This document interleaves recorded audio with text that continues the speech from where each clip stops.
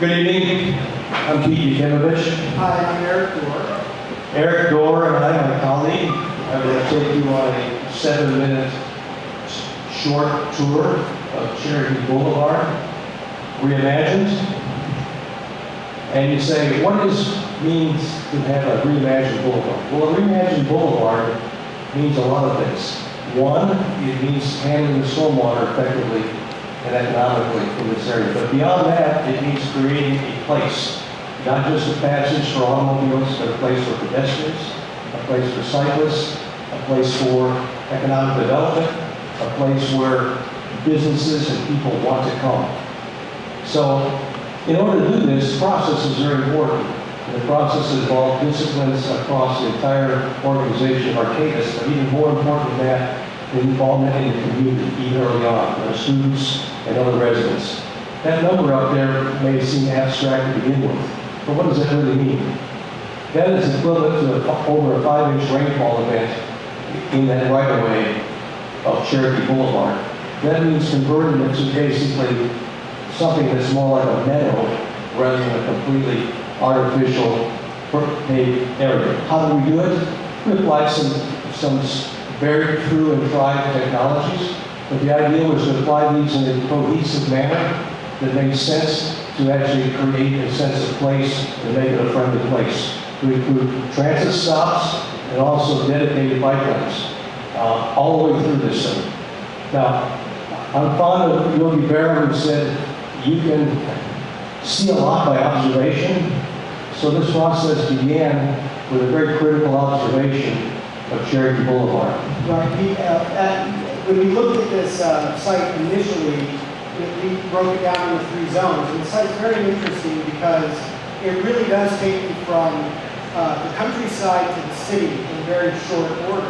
And so our strategy was really to create these 3 zones that are adaptable to the existing conditions. So, for example, in Zone A, you can see it's very green. The buildings are very set back. It's very rural. It's almost like a country lane.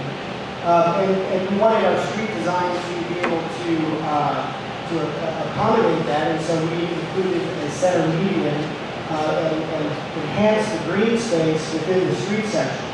But also, and very importantly, we included continuous bike lanes and wide sidewalks to be able to really make this part of the street to really feel like a gateway in and out of the city of Chattanooga. We also wanted to adapt this to the existing assets and things and character of the existing facilities.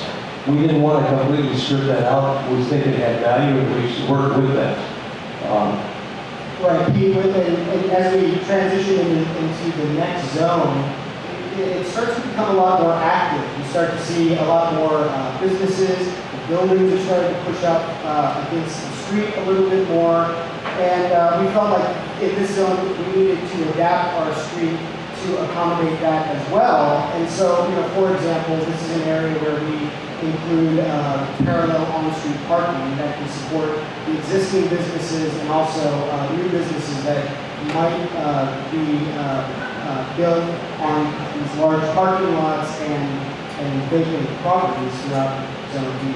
And the plan identified several opportunities for redevelopment, which we think this will really spur that in this area. Yeah, and we feel like through all of this, it's very important that the next steps really need to involve a public interaction. We can come in and design this all day long, but this really needs to become a process, a project that is for and by the people, and really bring that engagement into this process before it becomes a real problem. Eric, the good news is that Chattanooga already has a legacy of public-private partnerships and public involvement to create successful projects. So we're confident that it'll happen. And the good news is also that this project has a way of funding itself. Absolutely. A couple of means besides typical grants. One of the funding mechanisms that's unique to Chattanooga is the water quality trading credits that we roll out soon. But beyond that, a tax increment financing program. The city could post a bond and pay for it with incremental taxes. So lots of methods available to make this a reality. This can happen. Yeah, very quickly, the last zone, this is where we are now in the city. We are right next to the North Shore neighborhood. It's the most activity, the most people, the most traffic. And so again, we adapt the street section again. We don't have as much opportunity to play with the section, but we still have an opportunity to keep dedicated bike lanes, wide sidewalks, and parallel on-street parking. And really, the goal is to be able to attach to all of this great energy that's happening in North Shore and start to stretch it through the district. And we really feel like Cherokee Boulevard can be a backbone for the neighborhood and really tie into all this great, funky, organic stuff that's happening down in North Shore already. So clearly, this is more than just about capturing rainfall, and that's what makes this thing exciting. Because it's about extending what's already happening in this area and making it a reality. We've included a bus stop at Stringer's Ridge, which we think is important to improve access to Stringer's Ridge and recreational facilities. And of course, Cherokee Boulevard already has great access to the river, as you see here in this photograph. But we're really looking about what are the next steps. Well, it's not the mambo. The next steps really is engagement of the public in this project, even though that's already occurred at the beginning. We think it's a critical aspect to make something that looks like this into something that looks like that.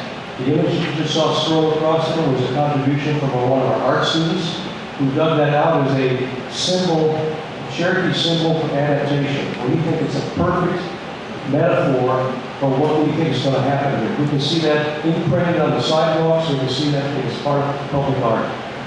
Yeah, and I think this final image really does sum up what we feel very strongly about with this project. The individual elements, the sum of them are greater than the individual parts. And this isn't an engineering project. It really is a community building opportunity. And I'm an out-of-towner. I just want to say thank you. This process was awesome and a really great challenge. And thank you very much for allowing us